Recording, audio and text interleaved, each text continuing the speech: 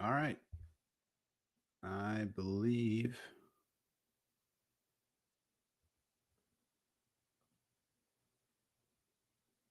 Sorry, technical difficulties. I believe we're live now. I believe we're live on YouTube. Hopefully, the sound is better than last week where we had some problems. But this is Coffee with Frankie. It is Sunday, July the 14th. This is the coffee. I am the Frankie. Um, And here we are on another Sunday at 10 a.m., July 14th, 2024. Hoping this microphone is going to play better than what we had last week, which sounded pretty bad. But what we'll do is we'll go over some jet news of the week and see what's going on over in Jetland. As we say, stay caffeinated on this Sunday. July 14th on Coffee with Frankie. So let's get into some jet news. Some jet news to review. We need to review the jet news of the week. What happened this week in Jetsland? So let's find out. Let's find out exactly what did happen in jet news this week. Let's go to our mind map here. All right, so here's the topics that we have for this week. Phil Adams is here, the great Phil Adams. Phil, let me know if the audio is improved on your end, Phil. Please let me know about the audio sound coming out of this microphone. We're trying to use the professional microphone this week, and hopefully it'll work. Phil Adams, of course, is over in England, where there's something very exciting going on today, I believe. I believe today, if I'm not mistaken, Phil, is the finals of the Euro Cup, I think it is. And it's Spain against England, right? What about Spain versus England, Phil? We got to know who's going to win, who's going to take the cup, who's going to take the prize, what's going to happen. Well, we sure will find out. Sound is 100%. And yep, the footy is on later. All right, later. Good. So I didn't want to interrupt the important football game. Football, as the rest of the world knows it, but soccer, as we Americans know it. It's England against Spain. I believe that the common theory is that Spain will beat England. But I think England's going to win. Phil, I say England wins 3-1. How about that? 3-1. They take the cup, surprising everyone. It's a Cinderella story. You got to love it. All right, so let's go over some of these news items. News to review. What about Brees to regress? Wait a minute. All we've ever heard of this whole offseason is Brees Hall's going to be a beast this year. After all, he was a beast last year, and the offensive line stunk and the quarterback play stunk. So doesn't that mean that Brees Hall is going to be a beast this year? Well, somebody's saying, well, no, he's going to regress. Phil says Spain are the best team in the tournament. I disagree, Phil. I think England's going to win. I think Spain's overrated. I think you're going to be pleasantly surprised. I think the boys are going to bring back the cup to jolly old England. You'll see, Phil. You'll be happy tonight. You'll see. You'll see. España is overrated. Overrated, says Frankie. All right, but back to Brees Hall. Now, why are we saying Brees is going to regress? Well, let's check it out. Article from Jets X Factor. We got, let's see here. Rivka Board, B-O-O-R-D, Board. Rivka says, will New York Jets Brees Hall regress in fantasy? Question mark. So she's talking about fantasy. So one football expert predicted the New York Jets running back will regress. So according to Michael Fabiano uh, of Sports Illustrated, he sees him as a prime regression candidate due to a unique outlier statistic that he claims will not happen again. Hall's 76 receptions from 2023. Now that is interesting. A lot of people were not paying attention to Breece Hall's receptions last year, as I was, because he was actually chasing a Jets record. Did you know that Breece Hall's 76 receptions in 2023 what is second all time in New York Jets history? Did you know that? Well, it is second only to Richie Anderson's 88, and there was a time when Hall actually had an outside shot of catching him for the record, but he didn't. But still, 76 is a lot, and second most of any Jet running back ever. So Fabiano's saying, wait a minute. He averaged 3.9 targets and 2.9 catches in his first 8 games, and then in the final 10 games, he averaged 6.8 targets and 5.7 receptions as he really started to get going. And so he's saying, well, wait a minute. The rise in targets and catches came in large part because the quarterbacks the Jets were using, Trevor Siemian, Tim Boyle, a bunch of bums, started to combine 5 games, and they targeted Hall a ton out of the backfield.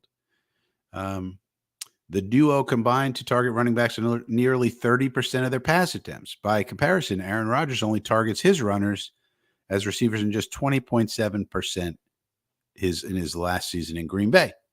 So that is a point in that these terrible quarterbacks were just dumping it off to his receivers, dumping it off to the running backs because they're not very good. You know, hey, let's get a few yards. Let's get 3-4 yards. Here you go, Breece. And Breece, you know, you give Breece the ball, he can make a 3-yard play into a 30-yard play. So it was not a bad strategy considering that they're not good quarterbacks. So I think this guy has a point.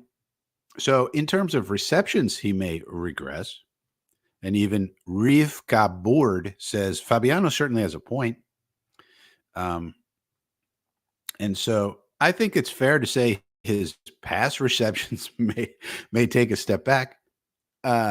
But he's also going to run for a lot more yards and hopefully a lot more touchdowns. I mean, if we have a fully intact offensive line, then everybody agrees that Breece Hall could have 12, 13, 1,400 yards on the ground.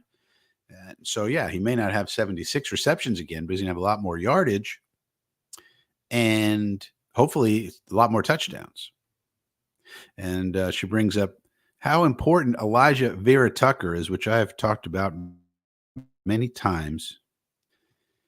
You know, our offensive line was terrible, but even if you just look at Elijah Vera Tucker, what a difference he makes, just one guy with how good he is.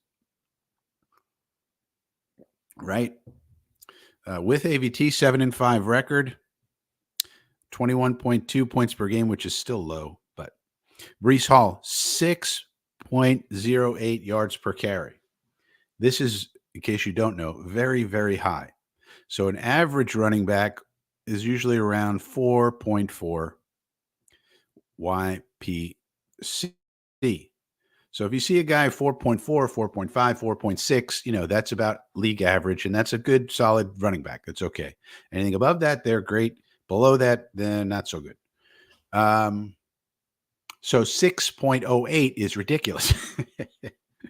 And then you see here, without AVT, 7-15 record, 14 points per game, which is horrible, and 3.97, which is way below league average. So Breece Hall is great, but he needs some support here. He needs some blocking, just like any running back. That's why when people say, what about this running back? What about that running back? You have to say, well, what about the offensive line? Because look at this with just one guy make a difference. And then also all these other guys were out. We had a terrible time with injuries last year. So I do think Breece may regress a bit in terms of passing, but I think he'll more than make up for that with rushing. All right, so that's that. Phil says Hackett didn't know. I actually think, Phil, that's the common wisdom. I've heard many people talking about that, Phil. So you're right. People are saying that. I actually think he meant something different. I actually think he meant he didn't know that he was ready to be as productive as he was based on the injury. Because if you remember, Brees was good in like the first, 8 or so games, but then he was really good toward the end. So I think that's what Hackett meant. It got taken out of context, in my opinion. But a lot of people, this is something common based on what Hackett said. And people took it to mean, oh, I didn't realize Brees could catch the ball. I think he knew that. But people love to hate on Hackett. So I get it. I get it, Phil. I get it. All right. News item number 2. This is interesting. Quarterback evals. So we're going to talk about quarterback evaluations quite a bit on this show because we have 2 news items about it and then 2 news items about people slamming our quarterback. That's our quarterback you're slamming. And one of those people is Eric Mangini, and the other one is Mark Schlereth. Mangini's the former coach of our team, and Schlereth is a known Jet hater. But let's do some quarterback eval quant. So we're in the off season, right? And so it might be a good idea to talk about some of the ways in which we do player evaluations. It's not draft time right now, so it might be a good idea now to review how we ought to review some of these quarterbacks in particular. So one way you could do it is using quant. So let's take a look. This is from PFF, evaluating NFL quarterbacks' decision-making process. So here they're trying to quantify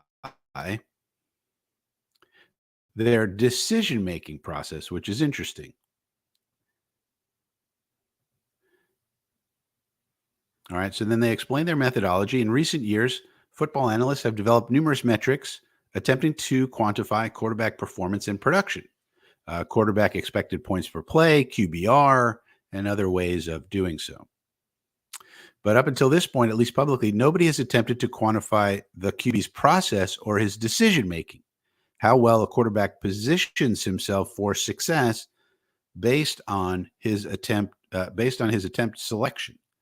So, it's one thing to just look at the outcome, but what about how they set themselves up for that outcome? Could they have done something different? And would that something different have been better to do than the other thing they chose to do? So this methodology to evaluate quarterback decision-making, relatively straightforward. The end goal is to assign an EPA value for every route run by a receiver had the quarterback thrown the ball to him, which we will call QB decision model. So EPA is expected points added, and expected points added is a relatively simple concept that takes into account context. So a 3-yard run up the middle on 3rd and 10 is very different than a 3-yard run up the middle on 3rd and 1. Even though on the stat sheet it looks like a 3-yard run up the middle, we know that the context of a 3-yard run on 3rd and 1 is that that's a good play, and a 3-yard run on 3rd and 10 is a bad play, even though the result is exactly the same. And so we needed something to tell us that. And what tells us that is EPA, expected points added. I like to think of it as success rate. How successful were you? I think if they would have called it success rate, we would have been much better off. And then they go through some of the ways they came to this, blah, blah, blah. But let's get down here to some of these, what they did. Now, what they really did was find correlational values. So to find correlational values, you run a regression analysis. And that tells you what is correlated with what else. Tells you the relationship between 2 variables. And so on this chart here, it says these are the best and worst quarterback decision makers 2019 through 21. Minimum 320 dropbacks. Now, Sam Darnold is way down here. But good news, Sam Darnold's not on our team anymore. There's a guy right here, and his name is Aaron Rodgers. So for this, we're only looking at 2019 through 21. And so so all the things I will say about Aaron Rodgers in this video, you could argue, well, that's not the real Aaron Rodgers because that was 2 years ago and he had a major injury and he's older now.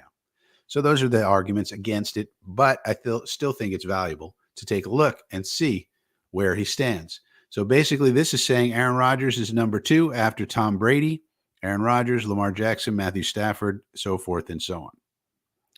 Now, that's not the only regression analysis they pulled. Then they say, let us see who best outperformed the expectations for themselves. Sam Darnold down here, Aaron Rodgers up here. So in this category, he's 4th. This is our quarterback right now. Yes, he's a few years older. Yes, he's coming back from an Achilles, but I don't think he forgot how to play football. And this way of evaluating quarterbacks in particular is all about the brain, the mind. And so you're going to see what we're going to see here. All right, so now let's put it on a graph like this. Decision EPA on the y-axis, execution EPA on the x-axis, and you would want to be, this would be the best position to be over here. That means you're high on this axis and high on this axis. So who comes out pretty much on top? Mr. Rodgers. Begin to see the interaction between the two, which provides a fuller picture of QB play, and basically Aaron Rodgers on top. Good news. So then this last graph here, best quarterbacks when making the optimal decision versus not making the optimal decision. What's this all about? A quarterback's ability to win when circumstances are stacked against him is what drives a quarterback's ability to execute the most. There's a much stronger correlation between quarterback execution and EPA on non-optimal plays than on optimal plays.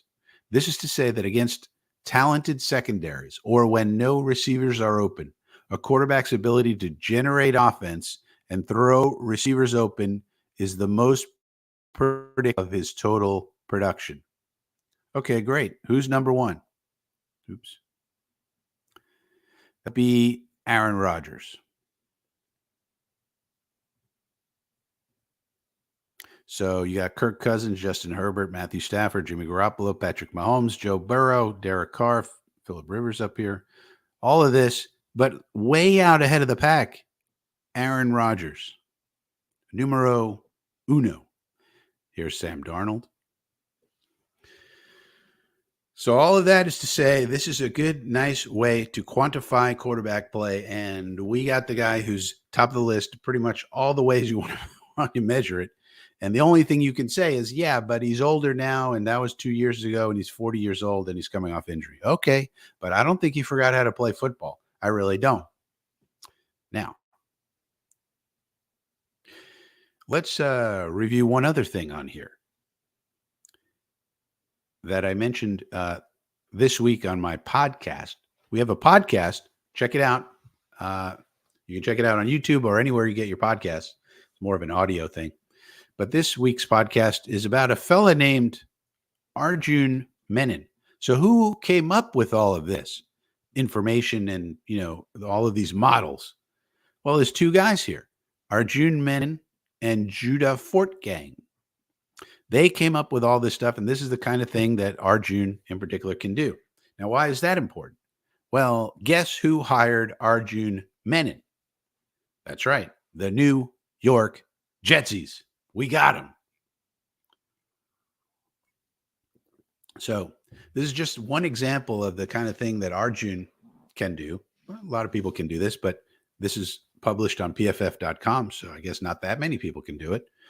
And we got a guy who can do all of this complex data analytics, publish it on PFF where, if it was going to be criticized or somebody's going to say that's stupid because XYZ reason, like these PFF stat nerds would know that, right?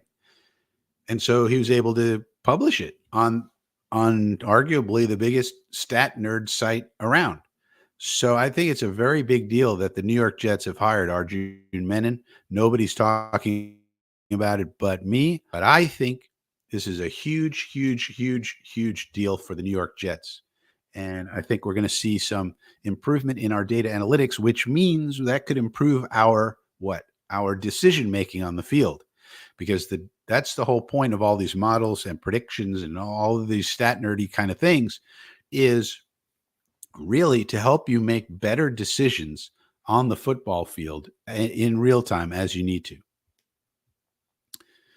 All right. That's article number 2. Yeah, I need the bell, Phil. Definitely. So I'll just have to say, ding, next item. Maybe I'll repurchase the bell. That was one of the things that didn't make it in the move, Phil. I have to repurchase the bell. All right, next, what else do we have? Well, there's another way to evaluate quarterbacks, and that's combining quant plus film. So let's see what this is all about. From The Huddle, Kings of Third Down quarterbacks. So this is something I was thinking about when I was watching somebody take a look at film on Andrew Peasley. Like we got this kid, Andrew Peasley, on our team now. He's our 4th quarterback. He's in camp. He might make the P squad. He might not. Who knows? But they were looking at some film on him and saying, well, look, this kid looks pretty good. He's hitting a slant over here. Look at this pass. Look at that pass. It made me think about, well, really, what do you have to look at when you are looking at quarterbacks? What are the most important things? So one of the most important things that I look at when I'm looking at a quarterback is third down. Oops. Third down.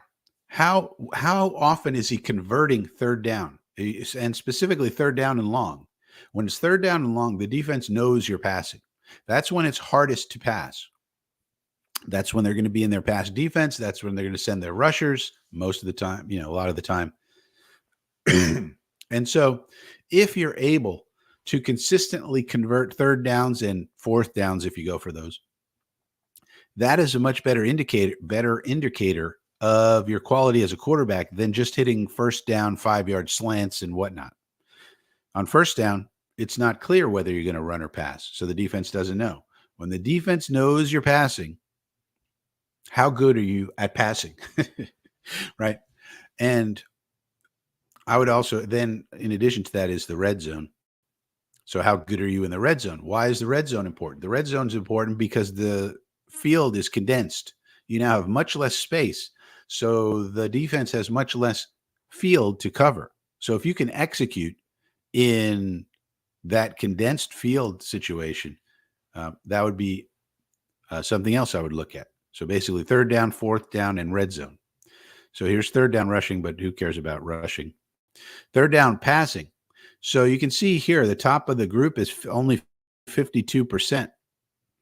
So that tells you that third down passing is hard. Rodgers is about 10th, 44%. But look at all of your quarterbacks here. These are your good quarterbacks in the league. Stafford, Mahomes, Herbert, Burrow, Tua, Jimmy, Brady, Allen, even old Mac Jones is there. I think this is from a couple of years ago. And Aaron Rodgers. Now, those are your top 10. 1, 2, 3, 4, 5, 6, 7, 8, 9, 10. Yeah. There's your top 10 in the league. And basically, if you look at it, all the worst quarterbacks are down here. Well, not all of them. This is an outlier. But I mean, Zach Wilson, Sam Darnold, Justin Fields, Baker, Taylor Heineke, Trevor Lawrence. I think that was rookie Trevor Lawrence. Daniel Jones, Davis Mills. Right. And I think this was rookie Hurts or maybe year 2 Hurts. Roethlisberger when his arm was falling off. Wilson. So it tracks pretty well. This indicator right here kind of tells you who the elite quarterbacks are, who's in the middle, and who is bad. And look at it. And of course, we drafted this guy. We drafted this guy. Let's not talk about that. And then we have third down overall. This includes running. So, of course, Rodgers isn't going to be up here, but still Mahomes, Stafford, Allen, Garoppolo, Herbert, Burrow, Brady, Jones, Tannehill, Tua, Rodgers, and so forth.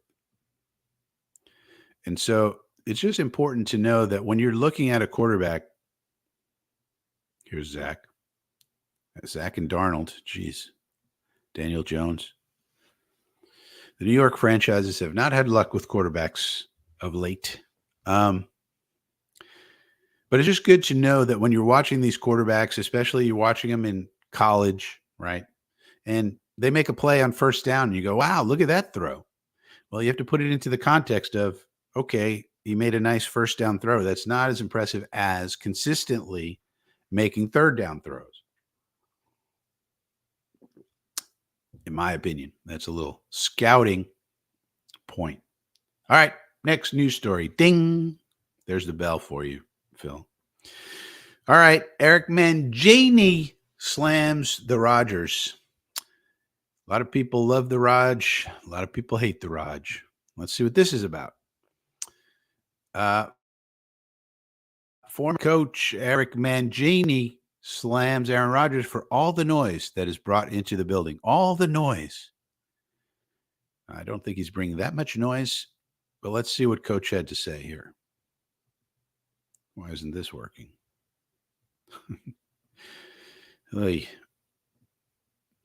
That's one way to do it. All right. So, former New York Jets head coach Eric Mangini believes that Aaron Rodgers' absence from last month's minicamp is the direct opposite of what an organization needs heading into the season. As we all know, Rodgers missed mandatory minis last month to take a trip to Egypt. We still don't know why he needed to take that trip to Egypt at that time. Like he could have taken it 2 weeks later. That's a question I would ask Aaron Rodgers. By the way, I was just listening to a podcast, the Eddie Bravo podcast with Aaron Rodgers. And guess what Aaron Rodgers said? He said, he'd like to play 2 or 3 or 4 more years. 2 or 3 or 4 more years.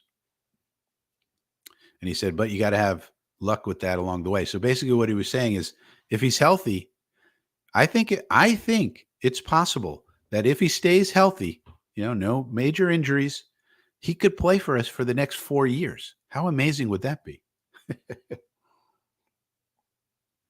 And if you think about it, he's very, very close to the top of the list on a lot of all-time lists, yardage and touchdowns and all these things.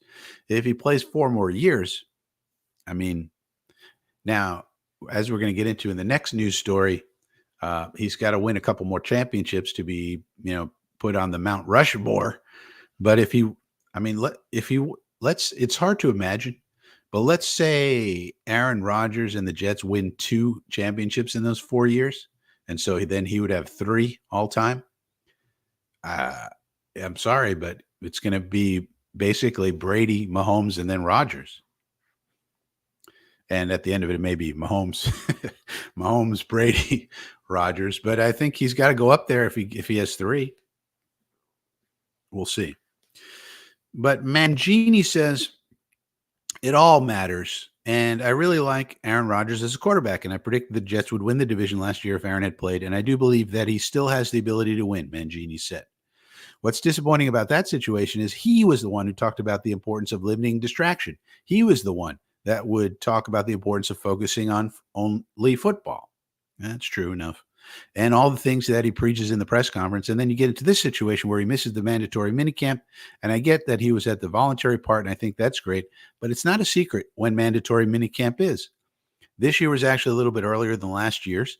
And then when you understand that when vacation is, and if you have a trip that's planned, you can set it up in a way that doesn't disturb the one thing that you're required to do in the off season. Now, that's fair enough. Basically talking about the timing. And that's the thing we don't understand right now because Rodgers hasn't addressed it. Why did you need to go to Egypt on that specific day, those specific days? Now, this very question is how I came up with the idea for podcast number 2.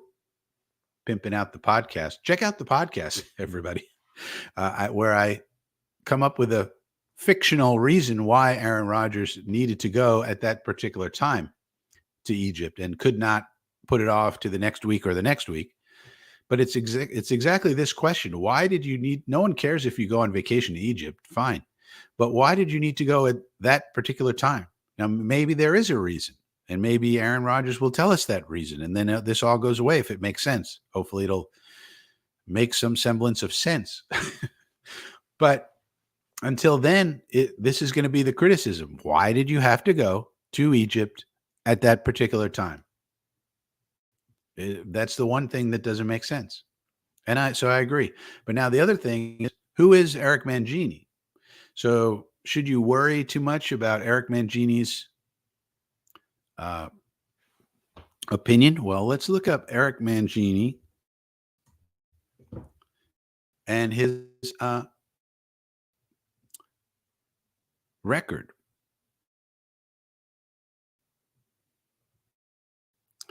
Mangini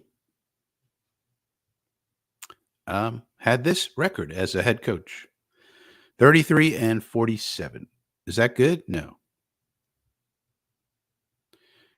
33-47, a lifetime winning percentage of 41%.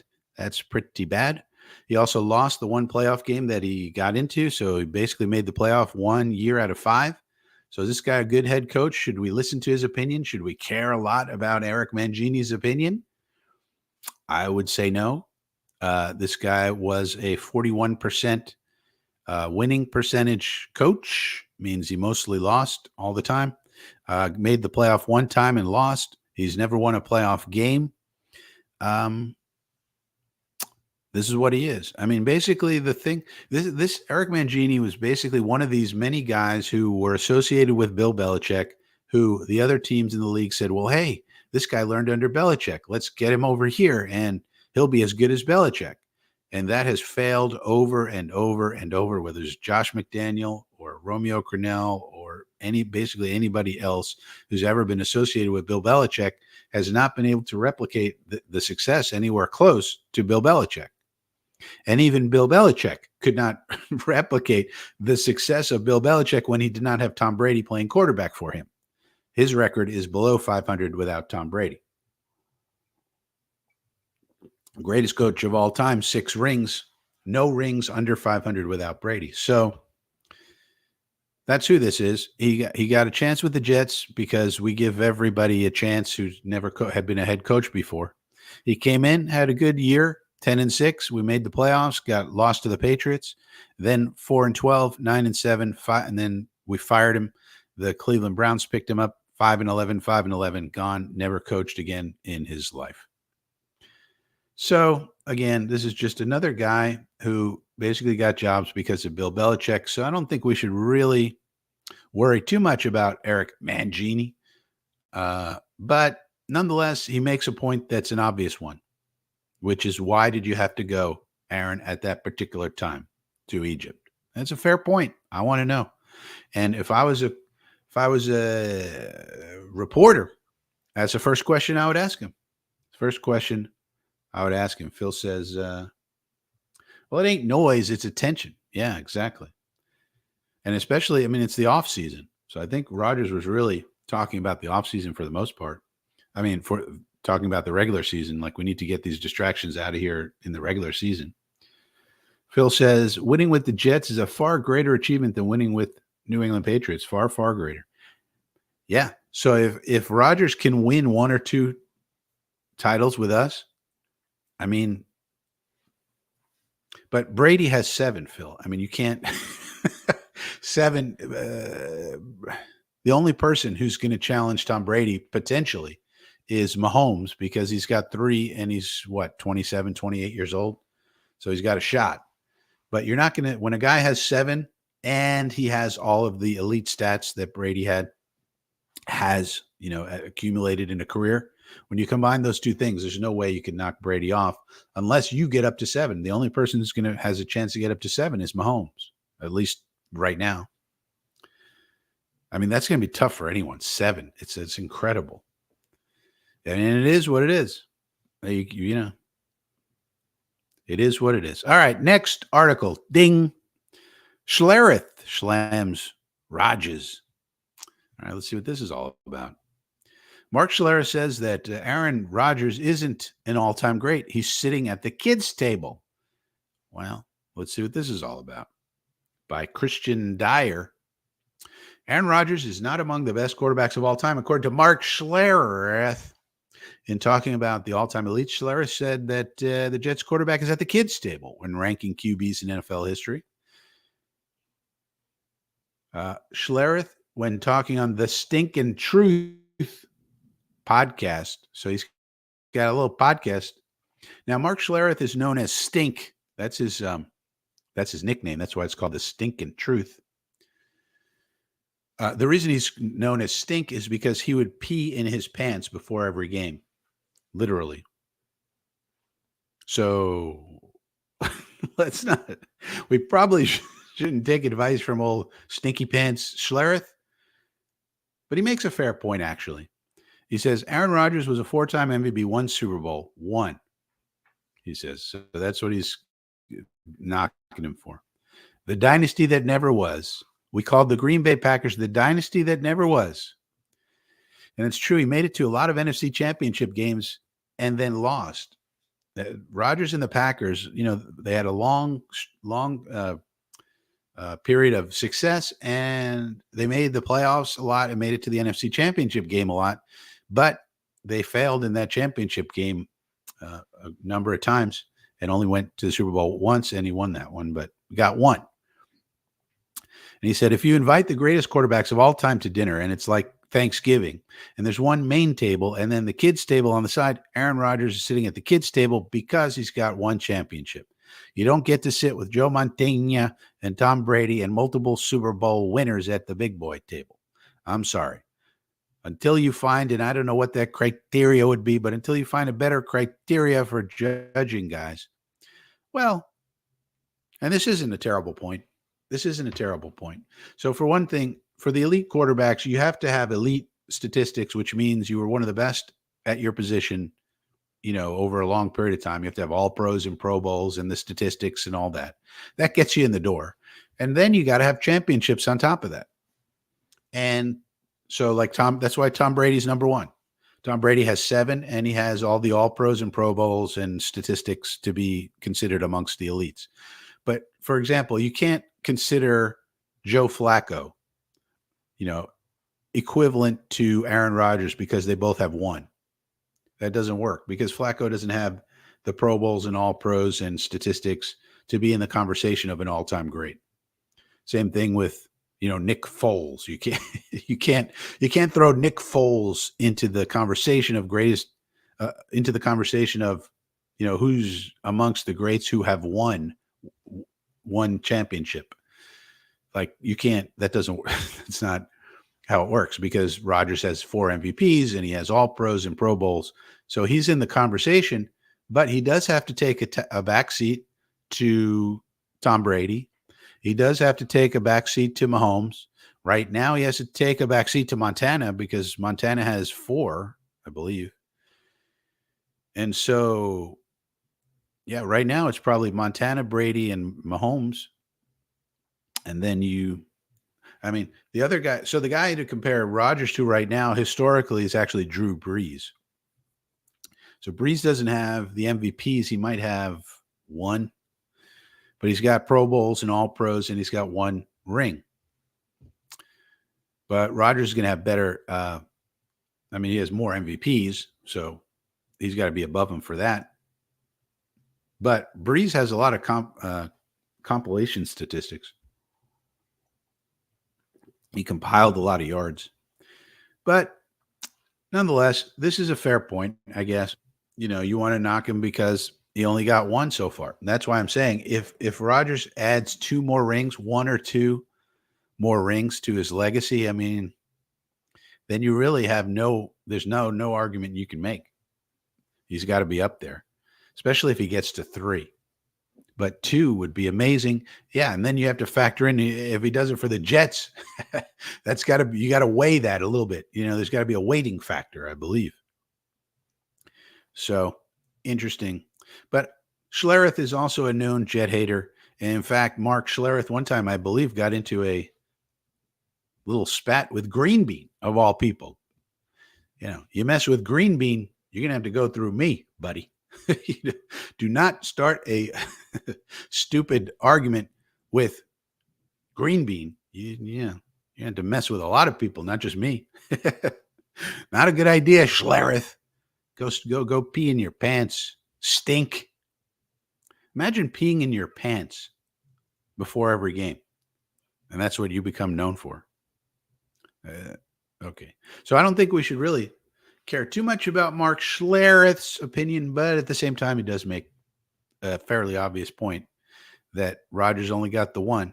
And it's like it's like the argument in basketball about LeBron and Michael Jordan and Kobe Bryant and all that. At the end of the day, it comes down to the rings, and Michael has the most, if I'm not mistaken. So Michael's the best. And why? Because all of those guys have all-time statistics. They've made the all-star team and MVPs and all that stuff. They're in the conversation, and then you have to judge them on the rings. That's how it works. Phil Adams remembered. Yeah, I thought as I was saying that, Phil, I was thinking Schlereth was wearing his helmet. I was thinking of what the heck was that all about? The man puts on a helmet indoors, and then what did he say about Green Bean? I even forget. But man, if you're gonna mess with somebody, Green Bean is not a good one to mess with. There's a lot of us that would pretty much step up for Green Bean. Be messing with a lot of crazy ass Jet fans, man. But Schlereth is a known Jet hater, number one. Number two, he used to pee in his pants before every game. And number three, he was an okay player, but it wasn't exactly the reason the Denver Broncos did anything. He was just kind of on the team. So, all right, next story. Ding. Yeah, I've definitely got to get that bell back in here. All right, here is the rumor that will never die. Green Bean hurt Stinky's feelings. I wonder, what did Green Bean, how did Schlereth even know about Green Bean? Like, how does Green Bean come on Mark Schlereth's radar? That's weird. Anyway, so here's the rumor that will never die. Davante Adams to the New York Jets. Got a lot of news this week about Davante Adams. Coming to the Jets, says Davante Adams says Aaron Rodgers in his ear about joining him on the Jets. So here's going to be a lesson in a couple of things.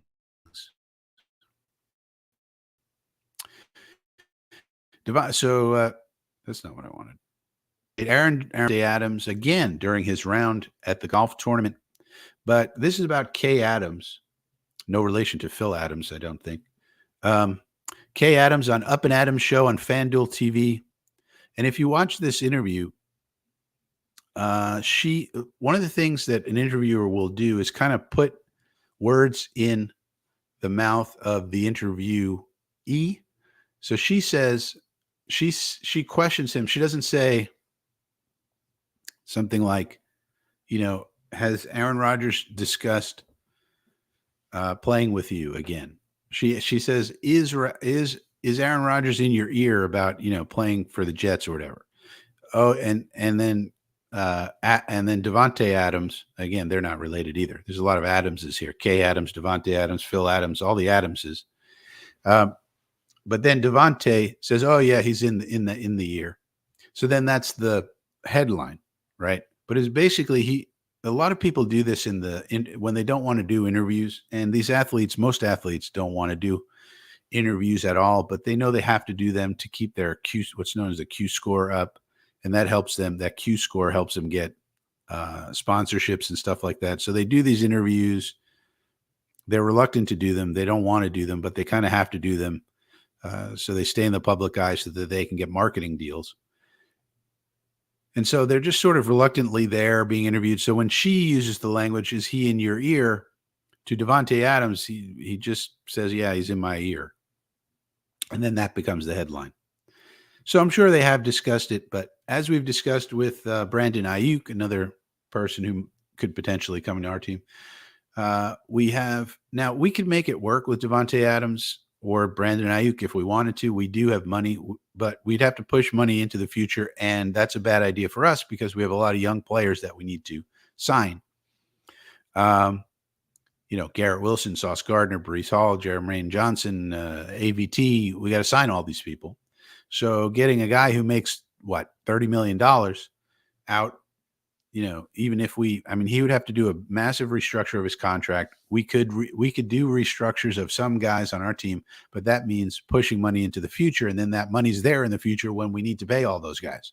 So it doesn't really make sense from a financial standpoint, though we could do it. You can almost always fit someone under, but then eventually it's going to come back to haunt us. So I don't think we're going to do Adams for two reasons. One, the financial, and number two, I think the Jets are high on their wide receiver room, higher than most.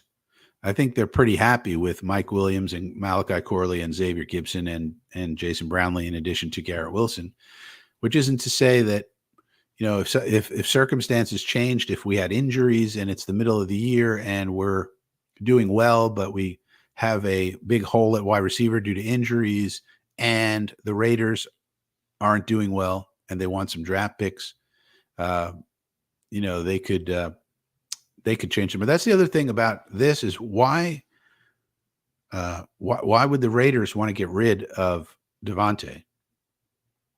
They have a new head coach, Antonio Pierce. So Antonio Pierce is just going to go, oh, yeah, we'll stop winning games for some reason. They're a win-now team in a certain sense. They have a young quarterback, but they also signed Gardner Minshew in case the young quarterback doesn't play well.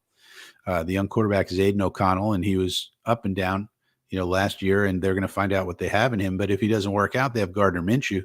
But they also signed a guy like Christian Wilkins, and they're trying to compete right now. They have Max Crosby.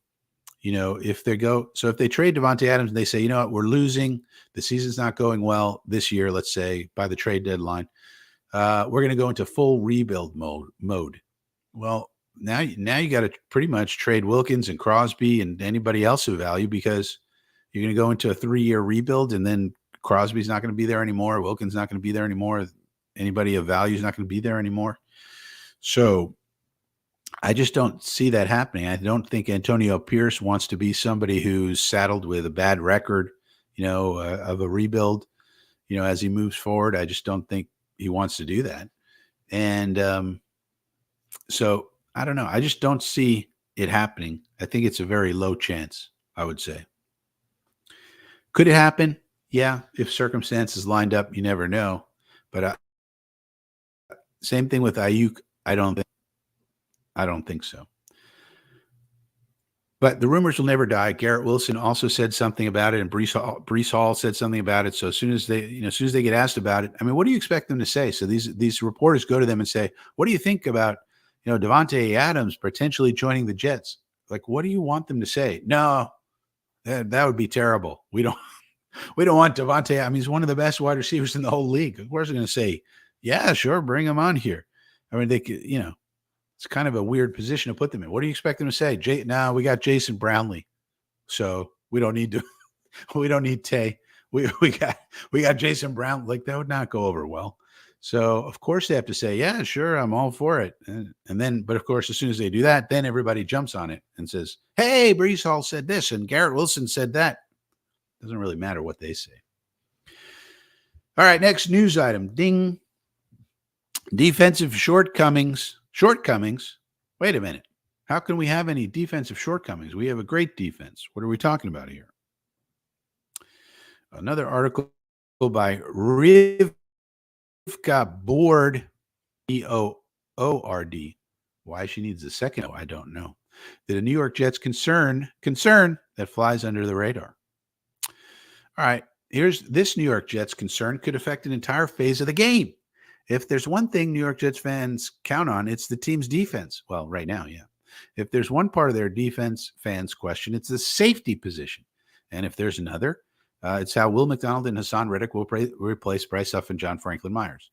The defensive tackle position falls a distant third in most conversations about the Jets' defense.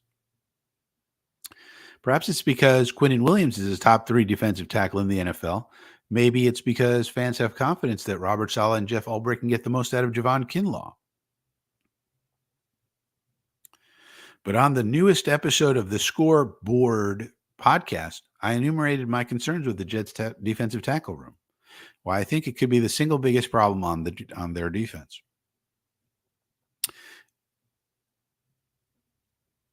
Now, what's surprisingly absent here, and maybe she addresses it on the podcast, and we're not going to listen to the whole podcast, but the thing you need to know about this is it's true what she says. Defensive tackle is probably the biggest problem, and I would have preferred Quentin Jefferson signing. I would have preferred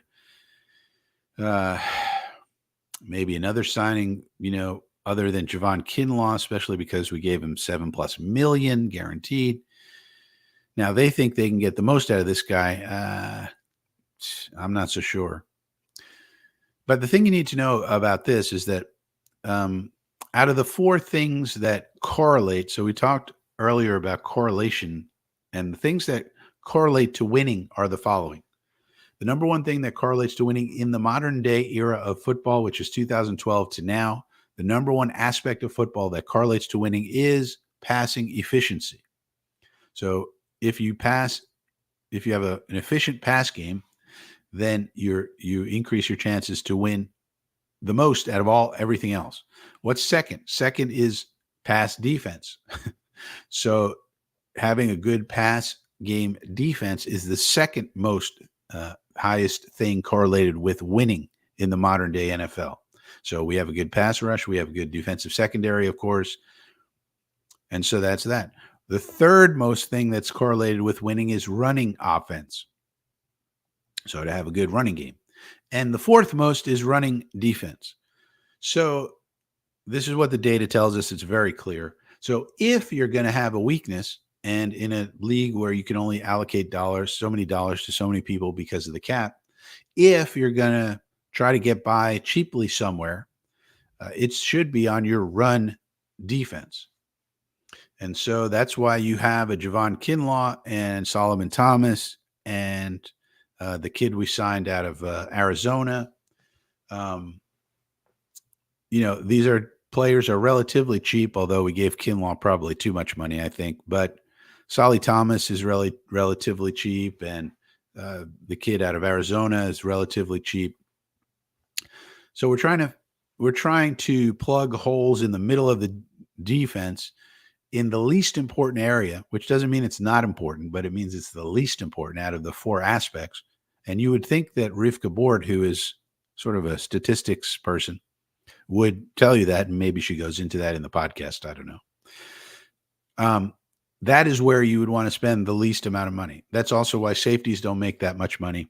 You got to pay cornerbacks, wide receivers, pass rushers, quarterbacks, tackles, offensive tackles. And that's why, because the data tells you very clearly what's what. So I agree that this is something to worry about. Maybe Kinlaw can be better. Maybe the guy out of Arizona can do something. Maybe Solly Thomas can show some improvement. But yeah, it probably will be the weakest part of our team overall is our run defense and the defensive tackle position. So it's going to be annoying watching games because teams are going to run it right up the middle on us. They'll just get used to that. And we're going to give up some plays there. And it's going to be annoying. It's like they're just going to run it up the middle. You're going to be able to say watching on television. And it's true. That's what's going to happen. But ultimately, the Jets feel like they're going to, for one thing, they're going to be ahead in games this year, which means there's going to be less running overall by the other team. And also, even if they get some runs overall, we'll still play well on defense. So that's the idea with that one. You got to know your correlations. All right, next news, ding, our last news of the day, nickel stars. Nickel stars.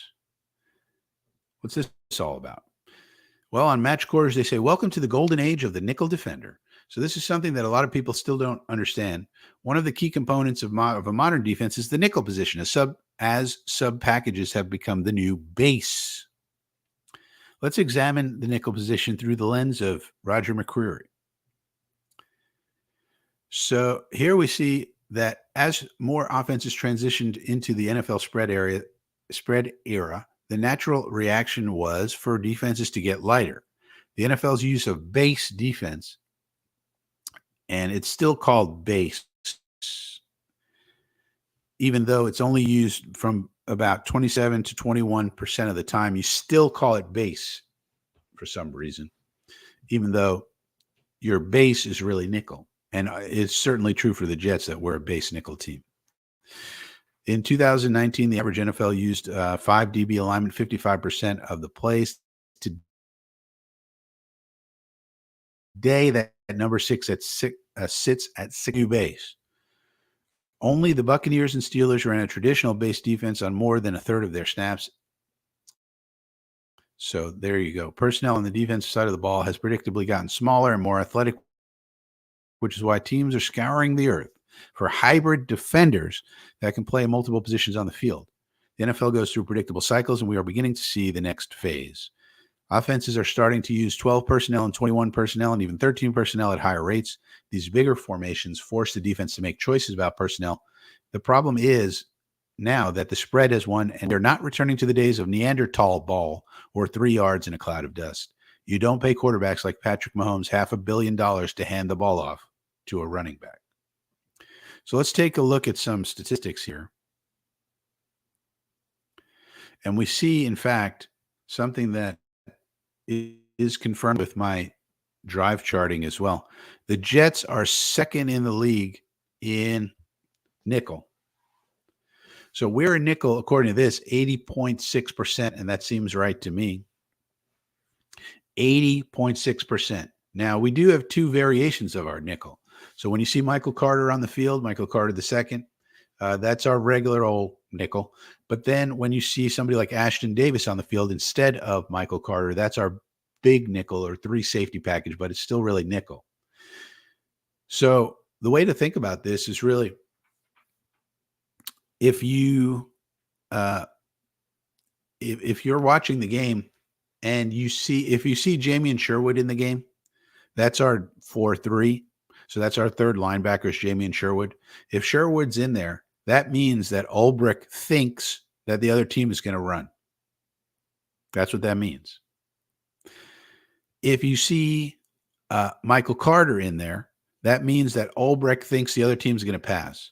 If you see Ashton Davis in there, that means Ulbrich isn't sure whether they're going to run or pass, so he's putting in a slightly bigger guy who can still cover. So that kind of, depending on who you see in there, that tells you what the Jets are expecting. So one thing to worry about is, like, if you see Sherwood in there and then the quarterback's going back to pass, you should go, oh no.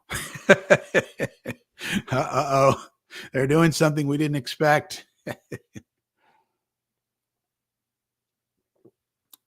So that's one way to think about it. But look how high we are. We're second in the league in this.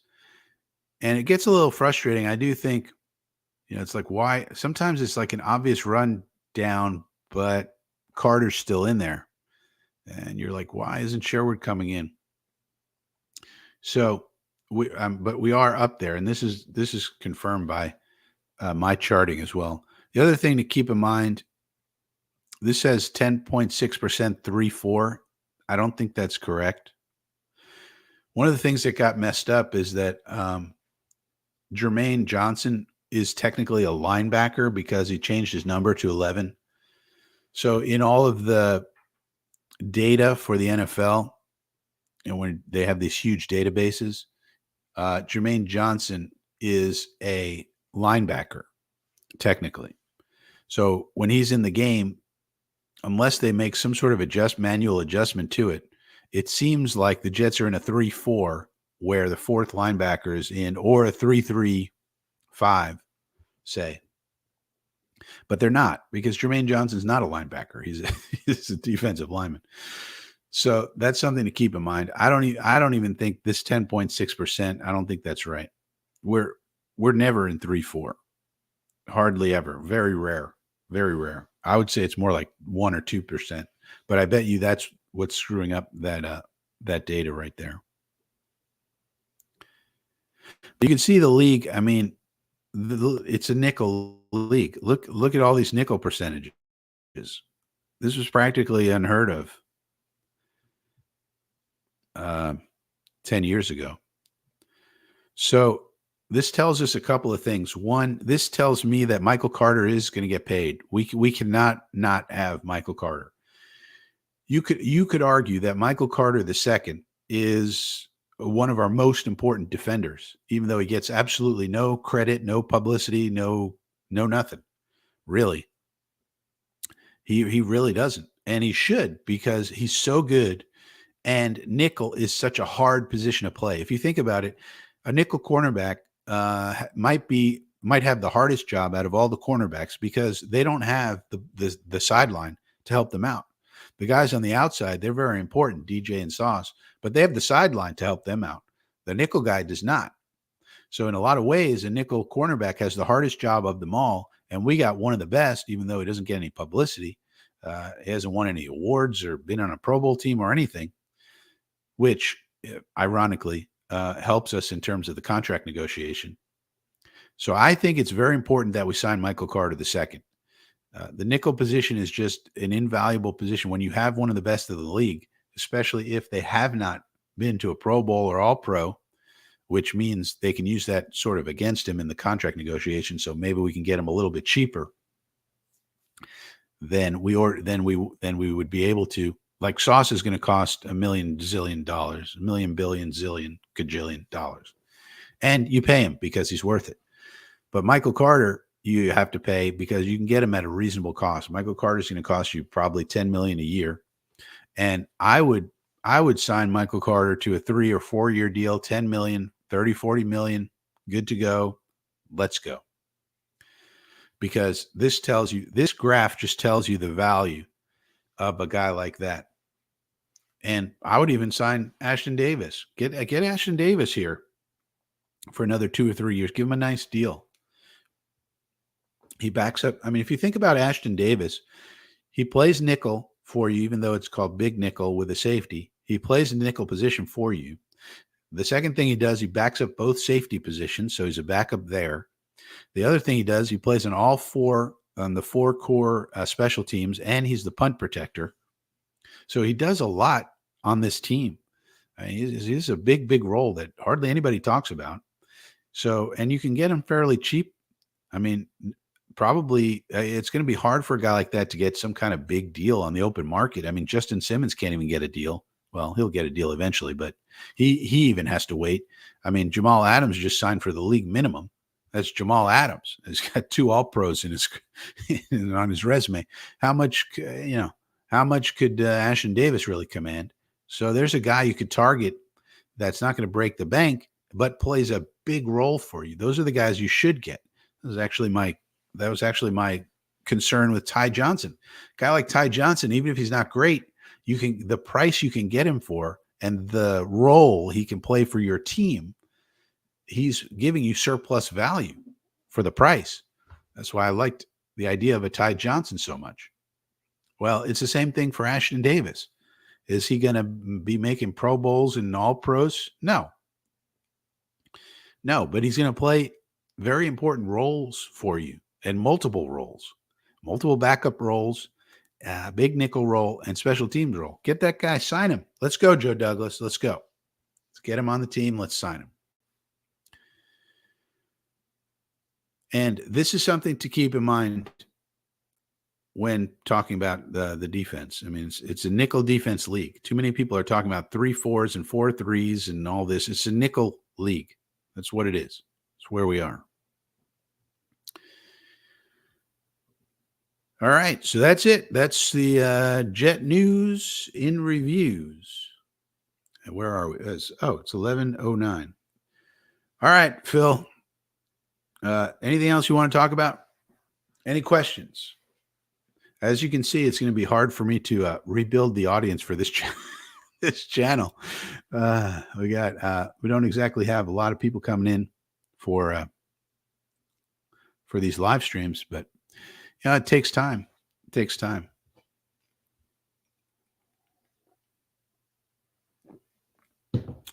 Yeah, MC2 is MC1. Yeah, he's important, man. He's an important part of our team for sure. All right, Phil. Well, enjoy the footy today. Oh, here's a question. New kickoff. Well, we're going to find out, Phil. I think basically what's going to happen, I've looked at it. I've been also looking at some of this European League of Football stuff, but we'll find out. So what's going to happen is it's going to look really weird at first.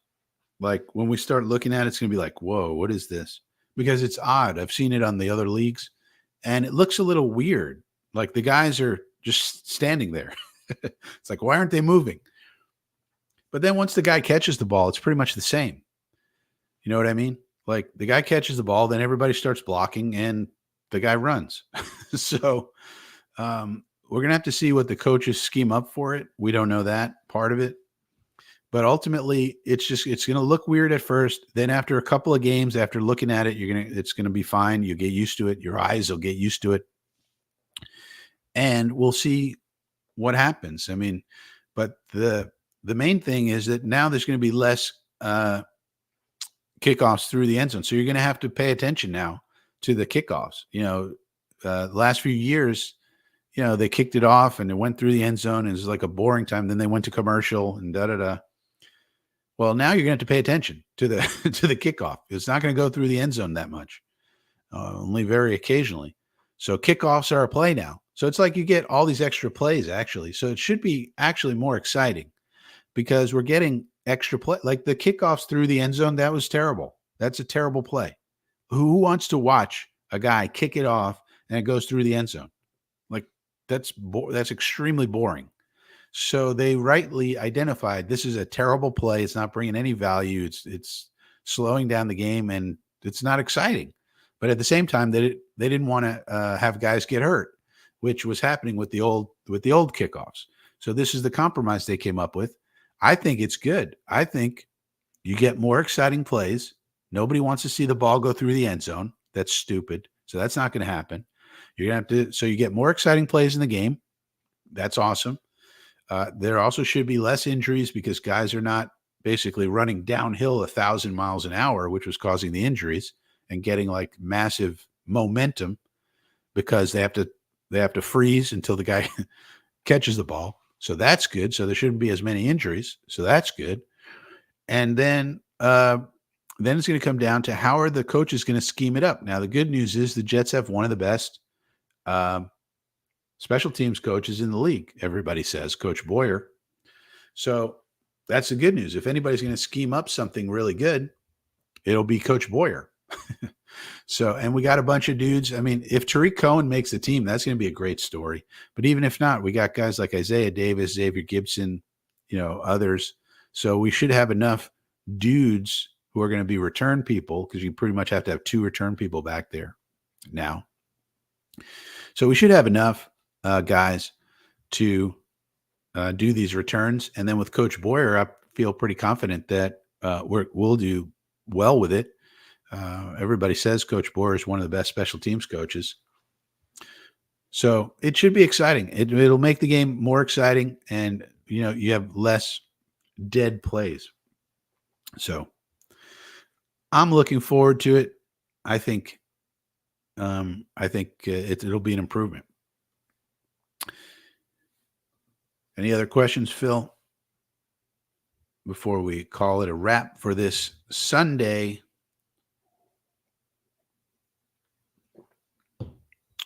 Otherwise, what I will do is I'll probably put out clips, assuming that the audio here is good. I was going to put out clips from last week's show, but then I realized the audio is terrible. So didn't want to put those clips out with terrible audio. But yeah, we'll put out some clips and then the podcast, I'm writing a new one. Hopefully it'll be done soon.